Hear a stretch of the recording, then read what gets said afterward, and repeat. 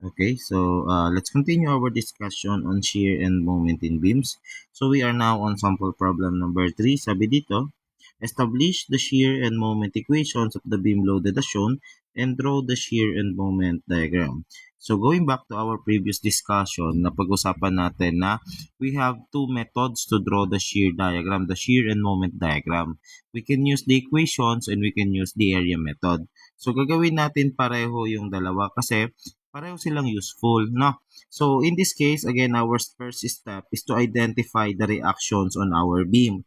So, our beam here is a cantilever beam loaded with 600-pound foot uniformly varying load, maximum at A, 0 and B, and then meron tayo ditong counterclockwise moment which is 300-pound feet. Paki-disregard yung arrow na to because this is just an error when I'm trying to enhance the image. So, okay, this is the value of our beam. Again, we have to find the reactions. So, alam naman natin na kapag meron tayong cantilever beam, nagkakaroon niya ng reaction dito vertically. So, we have a vertical reaction, let's call it RA. Then, nagkakaroon nito ng counter moment. Assume muna natin na yung moment natin dito ay counterclockwise. So, this is a negative moment. So, let's call this M at A. Okay? So, ito yung mga reaction natin. Hindi na tayo maglalagay ng horizontal or ng axial load kasi wala naman applied axial force dito sa beam. So, by summation forces horizontal, 0 din naman yung magiging result nun. Okay. So, let's try to solve RA. So, what we can do is take summation of forces vertical. Summation of forces vertical equivalent to 0, assuming positive upward. Okay? So, our upward force is RA. Then, meron tayo ditong downward force na uniformly varying. So, that is downward minus. So, 1/2. That is, yung equivalent concentrated load neto is, alam naman natin, that is the area of this triangle or that is 1/2 ng W times the length L. And it is always located 1/3 of the length coming from the right angle, okay, or the maximum point. So, that is 1/3 L. So, in this case, we have 1/2. Our height is 60. Di ko na ilalagay yung ating units. Magiging masyadong mahaba. But we should be consistent kapag pound feet ang gamit natin. Pound feet lang lahat. So, the length is 9 feet. Okay. And that is equal to 0. So, we can say that our reaction is we have 1/2 of 60 times 9. We have 270 pound reaction on point A. Next, we can solve moment by taking summation of moment. Anywhere naman, we can take summation moment at A, we can take summation moment at B. So, dito na lang tayo kay A para hindi na pumasok yung reaction natin sa moment. So, let's take summation moment at B equivalent to 0, assuming clockwise positive. So, kung dito tayo magmo-moment at ang assumption natin clockwise positive, ang magbibigay sa atin ng clockwise rotation ay yung ating load na 60 pound-feet, which is 1/2 ng 60 times 9. Ito pa lang ay yung magnitude, di ba? Magnitude pa lang na to. Kailangan pa natin siyang i-multiply sa moment arm natin, which is 1/3 ng 9. Okay? 1/3 of 9. Then, wala na tayong clockwise rotation. Ang meron na tayo ay counterclockwise. We have here the 300 pound-feet. So, minus 300. Then, meron tayong moment A, which is also a counterclockwise MA. And that should be equal to 0. So, our MA will be equal to 1/2. Pagka ibinaliktad natin, this will be 1/2 ng 60 times 9 times 1/3 of 9. We have minus 300. Then we have 510 pound-foot. So this is the moment at point A and we also have the reaction at point A. So ngayon, ang next step natin is to identify the segments that we have or the sections or the zones that we have. So ano-ano ang zones natin dito? So kung titingnan natin yung figure, walang change of loading along the span from 0 to 9 feet. Okay? Hindi nagbabago ang load natin. Consistent yan na 60 pound per foot. So wala tayong kailangang ilagay or i-indicate na additional point between them. So ang gagawin na lang natin ngayon is to write or draw, okay, an arbitrary distance x measured from our left support. So let's call this x. Okay? Now, since isa lang ang zone natin, ang zone lang na meron tayo ay A to B, yan lang yung ating isa section. So again, meron lang tayong segment A, B, wherein the values of x at this segment should be greater than 0, x should be greater than 0 but less than or equal to 9. So these are the values of x. Okay? So let's cut the section anywhere dito. Putol na lang tayo. So kapag pinutol natin yan, ang may iwan sa atin,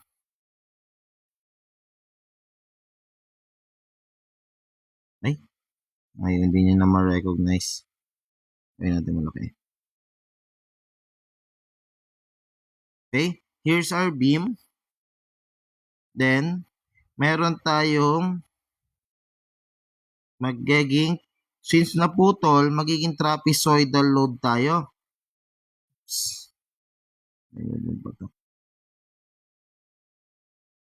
And let me draw a trapezoid here. Oops, hindi niya talaga ma-recognize. Ayan lang. Masyadong mahaba.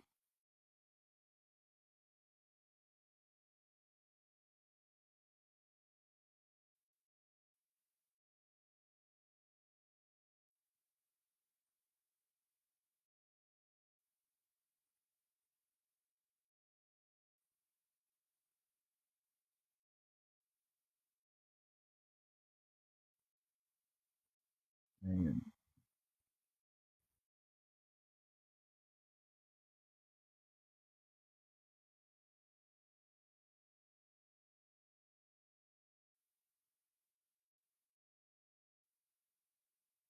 Okay, so ito yung ating load. Alam natin na yung maximum point natin ay 60 pound 60 pound per foot. And then we also know that we have a reaction here na RA equivalent to 270 pounds. Aside from that, we have a moment reaction which is a counterclockwise reaction na 510 pound foot.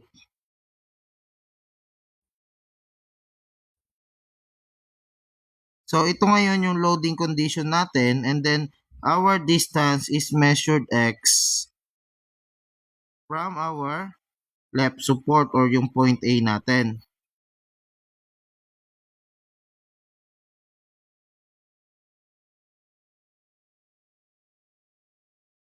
So this is our point A.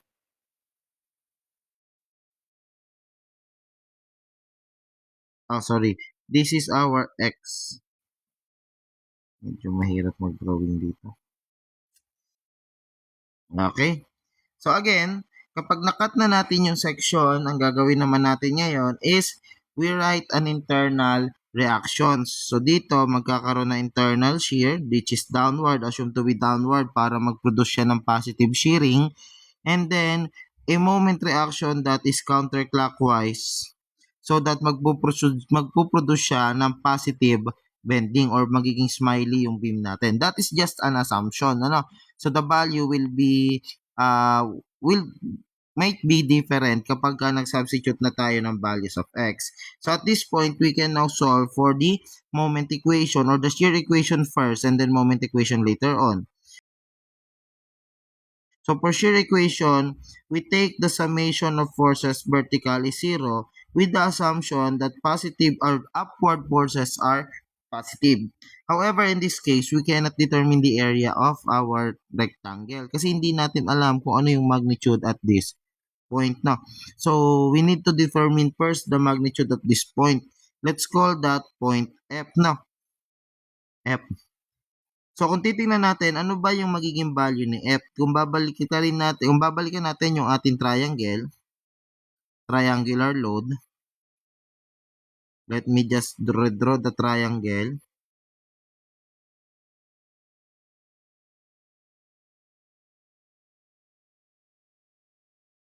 This is me.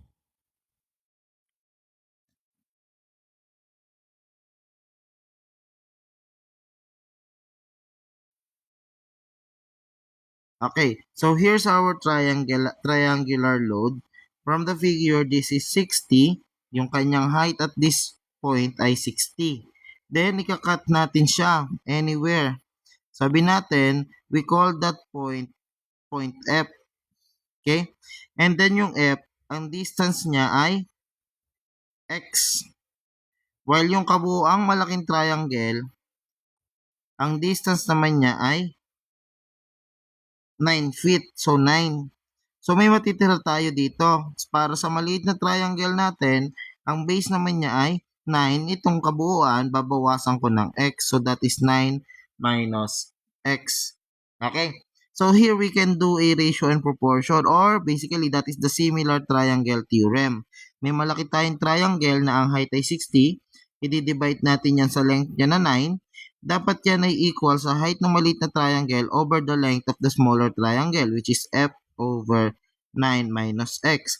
Again, this is only applicable kapag common yung hypotenuse or continuous yung hypotenuse ng ating mga triangle. Okay? So here we can solve for f. The value of f will be 60 over 9 multiplied by 9 minus x. So yan yung value ng f natin dito. This is 60 over 9. Can we simplify 60 over 9? 60 over 9, I think we can do it 20 over 3. So that is 20 over 3 multiplied by 9 minus x. Alright. So paano na yun natin kukunin yung ating forces? Sabi natin kung meron tayong trapezoidal, mas madali kung puputulin natin to ng isang square o tsaka isang triangle. So pwede kang mag-drawing ng line dito. A straight line that cuts our triangle or that divides our triangle into two segments.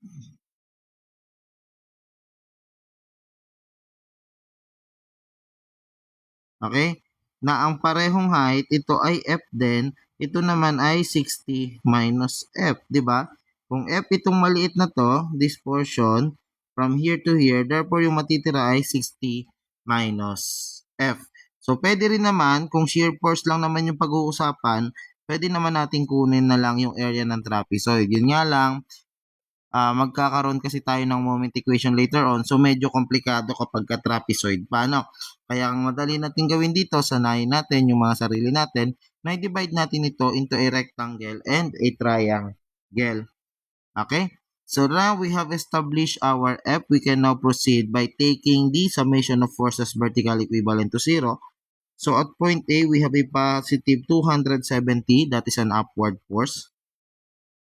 Okay? Then, meron tayong downward force. Unahin natin yung ating rectangle. Sabi natin, kung rectangle ito, ang kanyang equivalent concentrated load ay the area of the rectangle. So, ang height natin ay F. Ang length naman natin ay X. Okay? And then, lastly, meron tayong uniformly varying na load. Itong naisa itaas. This is a triangle na ang height niya dito ay 60 minus F. Dito naman ay 0. So, meron tayong area na 1/2, 60 minus F multiplied by ang kanyang height or ang kanyang length rather ay X also. Then that is, meron tayong pababang shear dito. So, we have minus B equivalent to 0. So, we can say that our shear equation now is 270 minus F of Fx, nasanay tayo sa calculus, minus 1 over 2, 60 minus F, x. Okay? Let's substitute the value of F. So, we have B equivalent to 270 minus our F is 60 over 9 times 9 minus x times yung x na length natin minus ito 1/2 ng 60 minus 60 over 9 multiplied by 9 minus x close x. Okay? Then we can expand and simplify. So we have here 270 minus ito pwedeng 60. Pwede itong maging yung negative 60, okay, over 9. Lipat ko na lang yung x dito, no? Okay? Kaya magiging 60 over x, 60x over 9. Distribute ko siya. So, magiging 9 ito multiplied by 9. So, negative. Then, negative 60x over 9 multiplied by negative x. Magiging positive 60 x squared over 9. Okay? Then, the second part naman will be minus 1/2 ng 60 times x minus or plus rather, negative times negative plus. We have 60 over 18x times 9 minus x. Okay? Again, we can expand the last part, the last term. We have b equivalent to 270. Cancel na natin ito. We minus 60x plus. We can simplify this as 20 over 3. Actually, na-simplify ko nga ito na 20 over 3 ito. Ba't hindi natin nagawa dito? Okay? So, 20 over 3 x squared minus 1/2 ng 60 ay 30 x plus meron tayo ditong 60x over 18 times 9 minus 60x over 18 times x, so magiging x squared. So, we can further combine like terms, no? So, meron tayong 270, 60x minus 30x, we have negative 90x.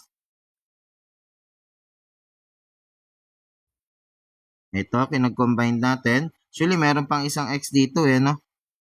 So, ito pwede nating i-simplify as 2. Then, ito magiging another 30. So, cancel na yung plus 30x na yan. Ang may iwan na lang pala sa atin ay minus 60x.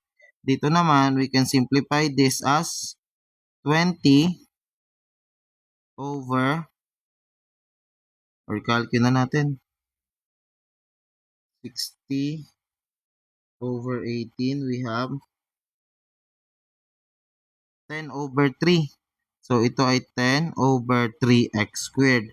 So, meron tayong 20 over 3 na x squared dito minus meron tayong 10 over 3 naman doon sa last term, 10 over 3.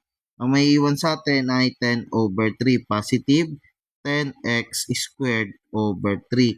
So, this is now our equation of shear for segment A, B. Okay? So, medyo komplikado, but then again, sinimplify lang natin siya sa pinakamababa or pinaka-simplest form niya. But if the choices ay nag-appear na at this point or at this point, i-pick nyo na yon or piliin nyo na yon, no? Okay? So, one way to do also is, kung ayaw nyo namang mag-simplify, ang ginagawa ko sometimes is, I substitute value of x. For example, dito, na-establish ko na siya. Dito, na-establish ko na siya. Then, maglalagay ako ng any value ng x. Let's say, x is equal to 5. As long as pasok siya dito sa range natin na to. Kaya kukunin ko yung value niyan. Ano yung shear at 5. Okay? And then, itatry ko yung mga choices. Magsasubstitute din ako ng x is equal to 5 dun sa mga choices. To confirm na pareho dapat yung result if ayaw mong mag-simplify. Okay? So, let's try to draw the shear diagram using this formula. Okay, meron na tayong shear equation muna.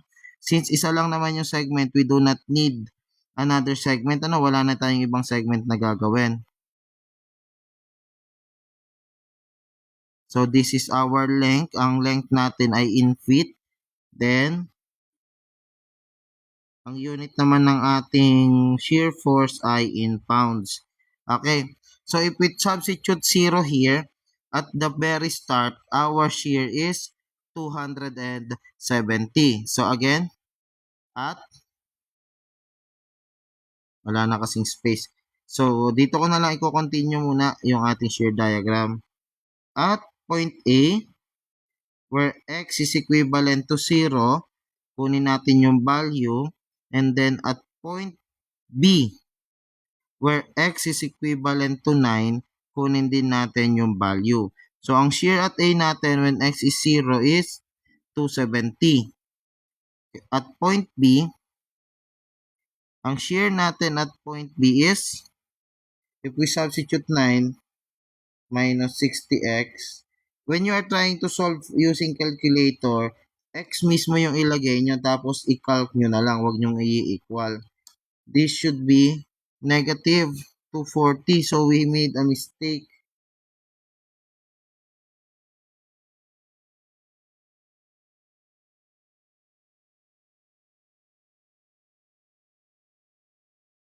Sorry, x squared. Mali ako na input. So tama, 0. Medyo nagpanic ako dun. No? Simple math eh. Okay, 0. So at point A, 270 tayo. Gusto ko white. Ay, blue. Para masakit sa mata. So this is positive 270. Actually, galing yan doon sa reaction kasi ang RA natin ay 270. So ang gagawin ng reaction natin, itutulak yung shear diagram natin pataas. Okay? Then at point B, 0. So dalawang point lang, no? Pwede kang mamili. Baka gusto mo magdagdag ka pa ng ibang point. So let's try na mag-substitute ng ibang point. Okay? Let's use this calculator. Okay? Uy. Then, punta tayo sa table ang gamitin natin. Same lang yan ng table ng calculator ninyo. Ang function natin is 270 minus 60 alpha x plus 10 alpha x squared over 3. Okay? Then, ang start natin is from 0 to 9. Tapos mag-increment lang tayo na every 3. So, hatiin lang natin sa tatlo. So, kung ito ay 9 feet, basically, hatiin daw natin sa tatlo. So, 1, hindi nakikita. Okay, dito, tsaka dito. Assuming na ito ay 3, 6, and then ito ay 9, no? Okay? Para lang makita natin yung point. So, at 3 feet, our force is 120. So, hindi natin kayang scale tensiometer. Kung ito ay 270, roughly around less than half niya. So, ang half niya ay ito, around dito na lang. Okay? Then, pagdating ng 6, 30 na lang. So, kung 120 ito, divide 4 ko to. So, andito na lang. So, then we have 0. So, if we connect the dots,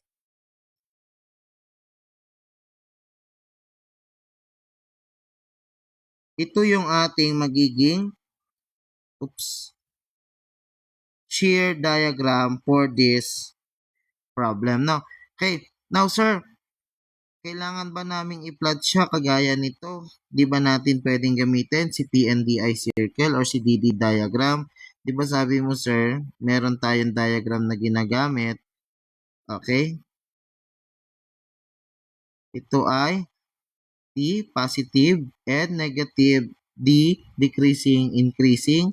Then ito, negative decreasing, at ito naman ay positive increasing. Okay? So, yung load natin ay pababa. So, that is negative. Okay? Then, the magnitude is 60 papunta sa 0. So, decreasing. Negative, decreasing.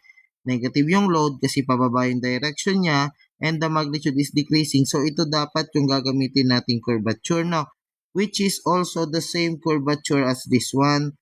So, naka-concave pa rin upward yung ating curve. Okay?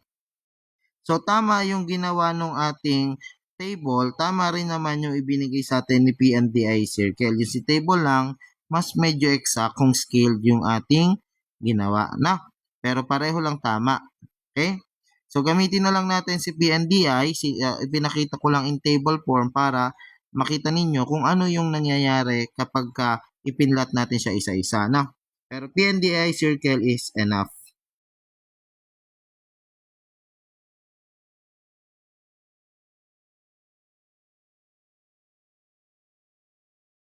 Next, we can now proceed with the moment diagram. So, using this pa rin.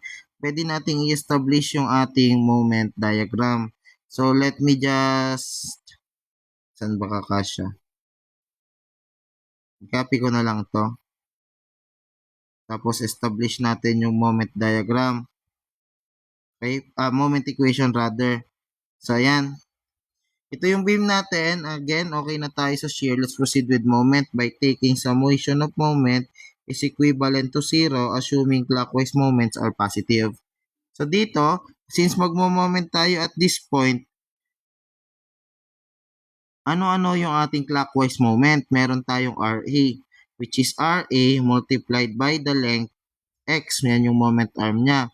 Then, meron tayo ditong counterclockwise na 510. So, minus 510. Then, after that, meron tayo ditong loads. So, yung load natin, meron tayong rectangular na ang magnitude ay F. So, again, kunin muna natin yung equivalent concentrated load ng rectangle which is F times X. And then, ang moment arm niya ay X over 2. Then, meron naman tayo sa itaas na triangle na ang magnitude naman niya ay 60 minus F. So, ang ating unit load niya, ang equivalent concentrated niya ay 1/2 ng 60 minus F. Ito yung height. Then, ang length niya hanggang dito ay X. Okay? Ang moment arm niya, since triangle ito, sabi natin kanina, di ba ito yung equivalent niya, 1/2 ng 60 minus F times X yung kanyang length. Ang moment arm naman niya at this point ay magiging 2/3 ng X, di ba? So, the moment arm here is 2/3 of X. We can simplify it first. So, we have, may kulang pa tayo. We have the moment here, which is a counterclockwise. So, minus M equivalent to 0. So, our M is 270X minus 510. Our F is 20 over 3 multiplied by 9 minus X multiplied by X. F pa lang itong F pa lang ito. Multiplied pa natin yan sa X, then multiplied natin sa X over 2. Then meron tayong isang 1/2 ng 60 minus 20 over 3 ng 9 minus X. Tapos pagsamahin ko na to, gawin ko na lang siyang 2x squared over 3. So medyo komplikado, pero yan talaga yung ating solution for this one. Okay? So at this point, actually, meron na tayong moment equation, pero simplify na lang natin for the sake of discussion. So M now is 270x minus 510. So ito, magiging 10 na lang ito.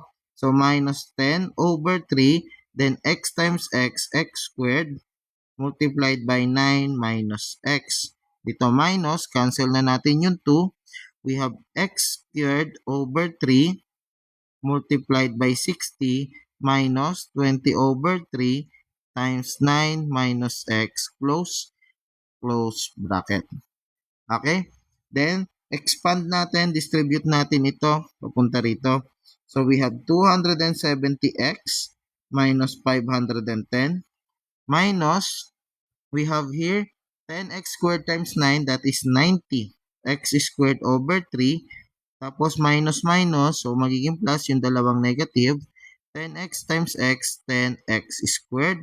Cube na to kasi 10x squared times x is 10x cube over 3. Then ito, i-distribute naman natin yung x squared over 3. So we have 60 x squared over 3 minus 20, or magiging plus na to, 20 x squared over 9 multiplied by 9 minus x. So, meron pa tayong kailangang i-distribute dito. So, distribute natin.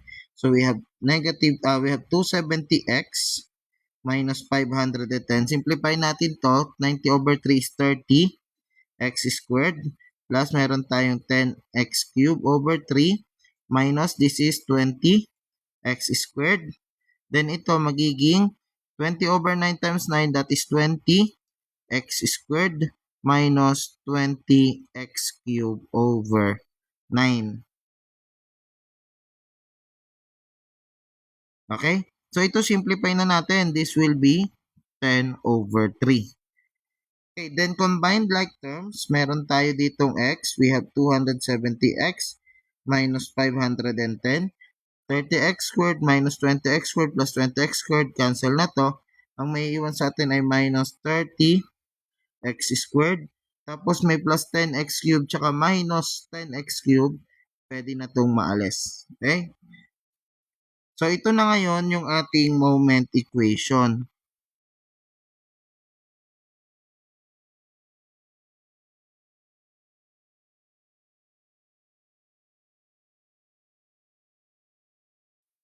So, ngayon, i-plot natin to.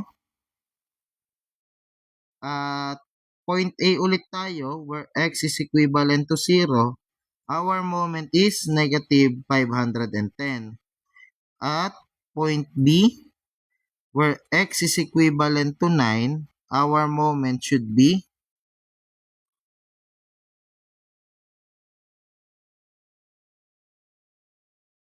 270, naka-off pala, x minus 510 minus 30 alpha x squared calc 9. We have 300. So we have, nawala. We have a positive 300 dito. So i-plot natin yan.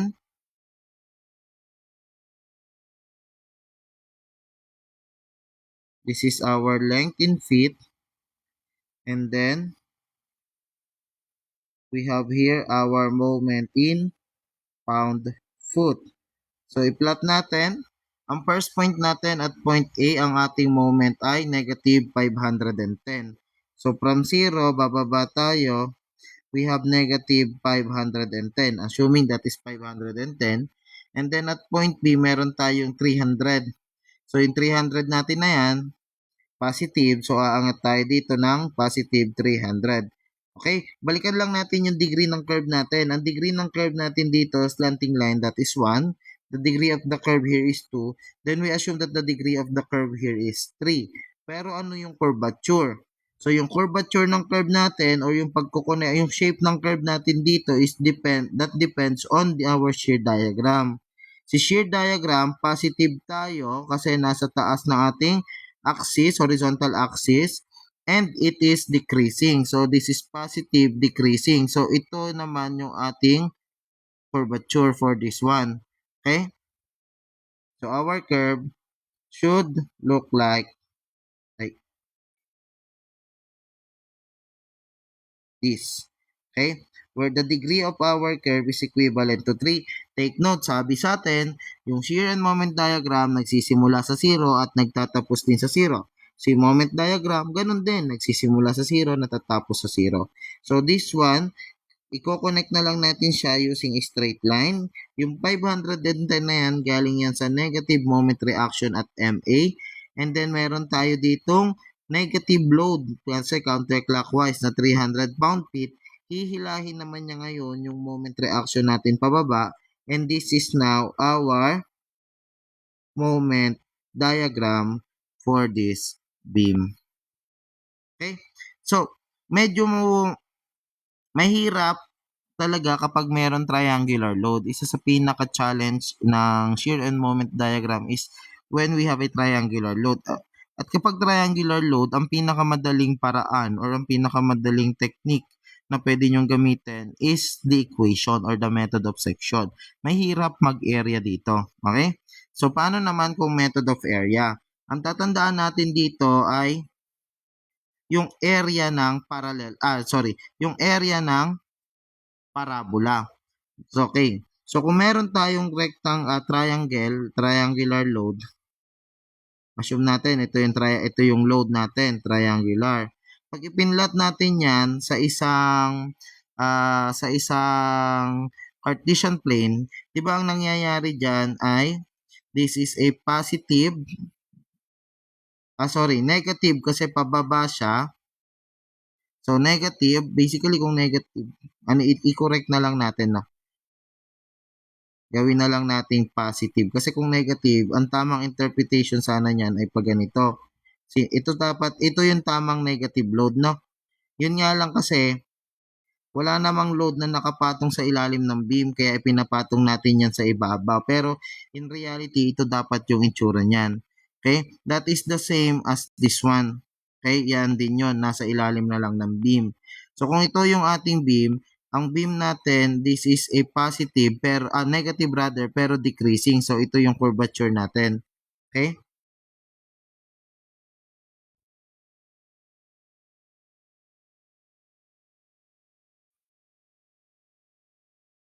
So yung parabola natin should look like this.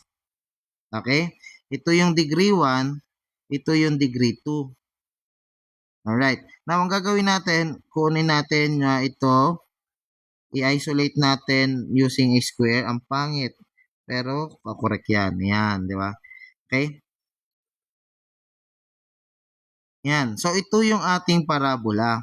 Yung area dito sa taas, this is 1/3, two-third AB.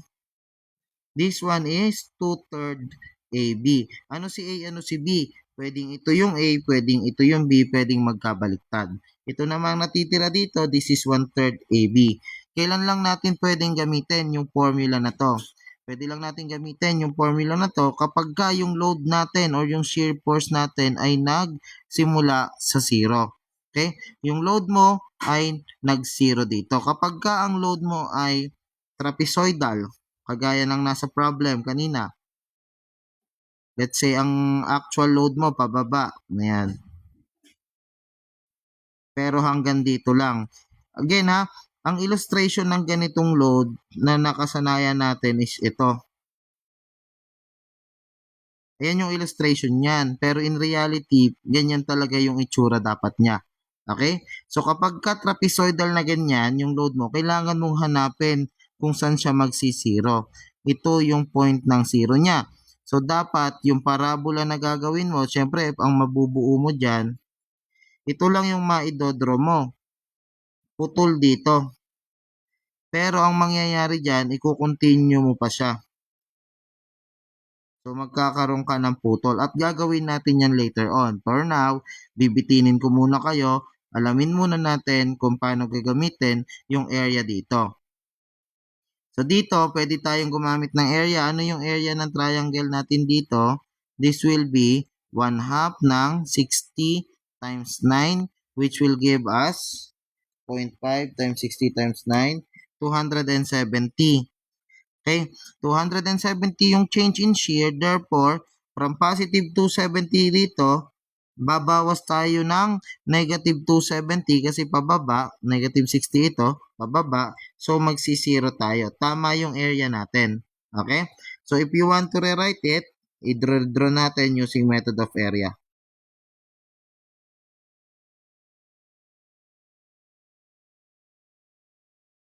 Okay, method of area tayo. Ang area ng ating load diagram between A and B is negative 270. Ano, may negative doon. So, sa support natin dito, meron tayong reaction equivalent to 270 pound positive. So, ang gagawin ni 270 pound, itutulak yung ating shear diagram pataas. Okay? To positive 270.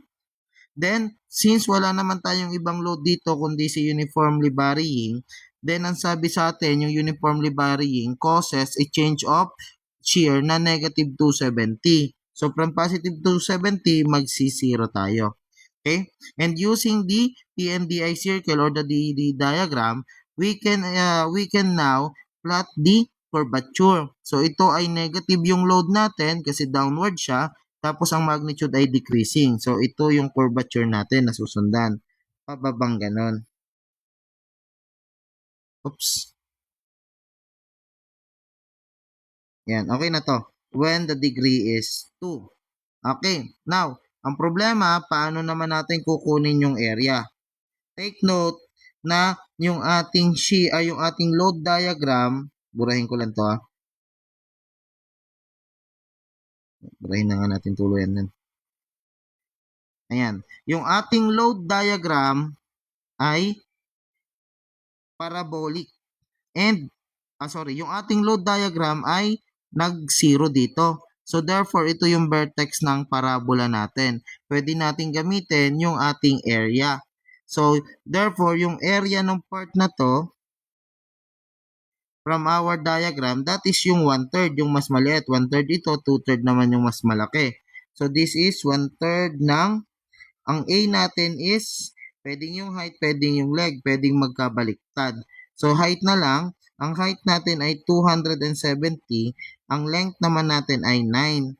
So, this is equal to 1/3 of 270 times 9. And that is 810. Yan yung ating change in moment, positive. So, going back to our diagram, meron tayong negative moment dito na 510. So, ang tendency, itutulak niya pababa yung ating moment diagram up to this point na negative 510 pound-foot. Then, at point B, according to our analysis, magiging or magkakaroon ng change na 810. So, from negative 510, magdadagdag tayo ng 810 at magiging 300 yung ating final result. So, this is positive 300. Okay? Then again, pupunta tayo kay DD diagram para ma-connect natin yung dots kasi greater than 1 na or 2 or more na yung degree ng ating curve. So, this is again a positive decreasing. So, positive decreasing, ito yung curvature natin. So, this one is our curve using area method. Okay? And then at this point, sa point B, meron tayong meron tayong negative moment na 300 pound-feet. Itutulak niya pababa yung ating moment diagram, and this is now our moment diagram for this beam. Pwede nating i-close na lang ito. Okay, that's it muna for this problem. Medyo naging mahaba na, but I hope you understand the concept, especially the area method, kasi gagawin natin siya ng maraming beses.